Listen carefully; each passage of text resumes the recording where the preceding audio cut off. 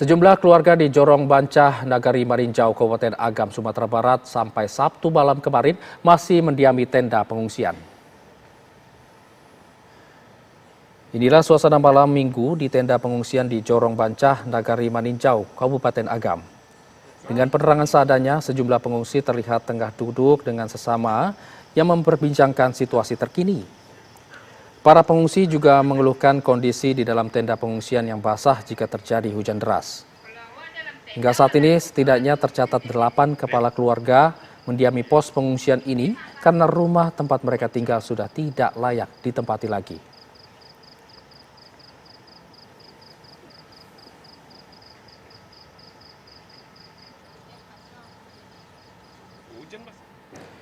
Untuk mengetahui kondisi terkini dari penanganan korban banjir bandang dan tanah longsor di Kabupaten Agam, Sumatera Barat, kita sudah terhubung bersama reporter TV1 Donald Chadiago.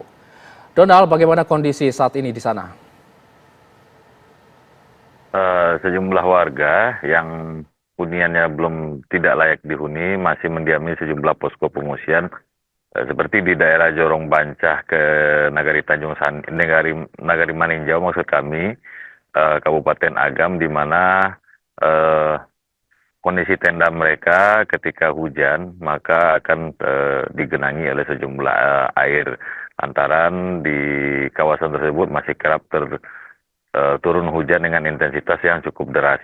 Kami mendapat informasi tadi malam setelah kami melakukan peliputan di kawasan tersebut, maksud kami banjir bandang susulan kembali turun di kawasan Pasamaninjau, di mana 2 hari yang lalu kawasan ini juga terjadi banjir bandang susulan. Nah, saat ini kondisinya jalur utama Bukit Tinggi dengan Lubuk Basung masih kembali terputus akibat timbunan sejumlah material berupa bebatuan dan lumpur yang menutupi badan jalan di Jorong Pasamaninjau, Kecamatan Tanjung Raya, Agam ini.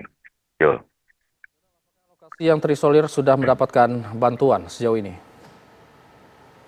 Ya, secara umum kawasan di Kabupaten Agam sudah terdistribusi bantuan logistik. Meskipun demikian, kondisinya masih dalam kondisi darurat karena sejumlah wilayah masih sudah bisa ditembus meskipun dengan cara darurat dengan menggunakan kendaraan roda 2. Nah, tapi ancaman susulan dari banjir bandang ini masih mengintai sejumlah daerah seperti yang baru saja terjadi dini hari tadi di kawasan Maninjau, karena banjir bandang susulan di kawasan tersebut kembali memutus dan merendam sejumlah pemukiman warga di kawasan ini. Ya Donald, sejauh ini apa antisipasinya jika terjadi banjir susulan di beberapa wilayah di sana? Ya, di kawasan Lingkar Danau Maninjau ini terdapat beberapa daerah yang terdampak dari banjir bandang yang terjadi pada akhir bulan lalu ini. Nah, saat ini banjir bandang susulan kerap terjadi meskipun kadang-kadang terjadi dalam skala yang tidak terlalu besar teput, namun beberapa hari yang lalu ini turun dengan skala yang besar. Nah, di beberapa titik seperti di kawasan Kelok, Ampe, Pulau Ampe, di mana sejumlah titik jalanan tersebut kondisinya sudah sangat memprihatinkan. Memang dibutuhkan penanganan yang ekstra, di mana di kawasan ini adalah jalur utama penghubung dari Bukit Tinggi dengan ibu Kabupaten Agam, Lubuk Basung. Dan di kawasan warga di di Kecamatan Tanjung Raya ataupun di Lingkar Danau Maninjau ini memang sudah dari dulu ketika mulai terjadi gejala-gejala akan terjadi bencana, mereka sudah mengevakuasi diri mereka ke tempat yang lebih aman ataupun ke tempat sanak famili mereka yang berada di tempat yang kondisi yang lebih aman. Ijul. Ya Donald, kami juga ingin tahu bagaimana progres dari pembukaan beberapa jalur di Kabupaten Agam di sana, bagaimana update-nya sejauh ini, sudah berapa persen pembukaan jalur di sana? Kalau untuk di Kabupaten Agam, sejumlah jalur sudah mulai dilakukan pengerjaannya seperti di kawasan jalur alternatif Besi Cincin Malalak Balingka, di mana kawasan ini adalah jalur alternatif Pandang Bukit Tinggi selain melewati di kawasan Lembah Anai. Nah, di kawasan ini sejumlah peralatan atau seperti jembatan beli sudah sedang dalam proses pemasangan di kawasan Nagari Malalak. Namun meskipun demikian masih ada puluhan titik longsor yang menimbun ataupun membuat jalanan amblas di kawasan perbukitan di daerah Malalak tersebut.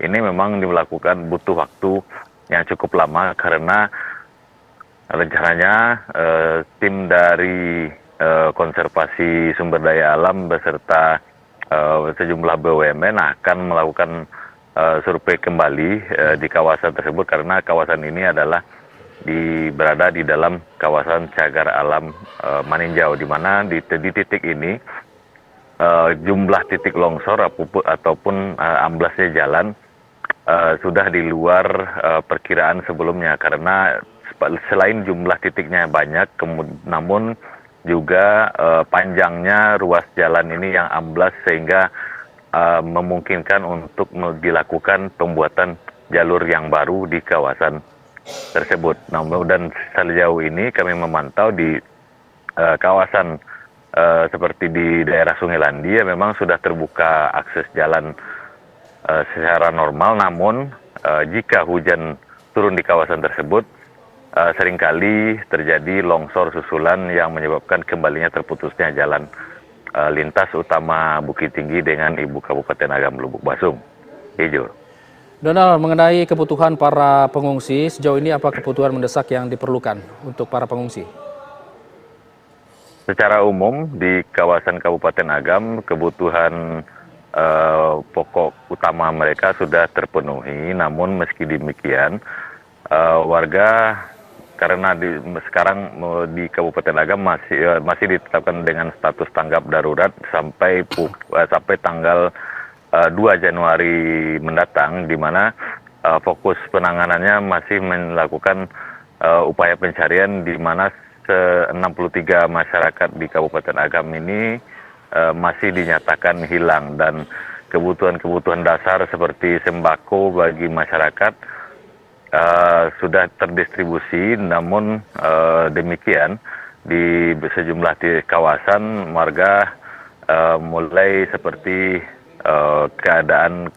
gangguan kesehatan maksud kami seperti ISPA ataupun penyakit-penyakit yang diderita oleh para pengungsi kepada kebanyakan seperti demam, batuk, pilek dan lain sebagainya. Begitu ya.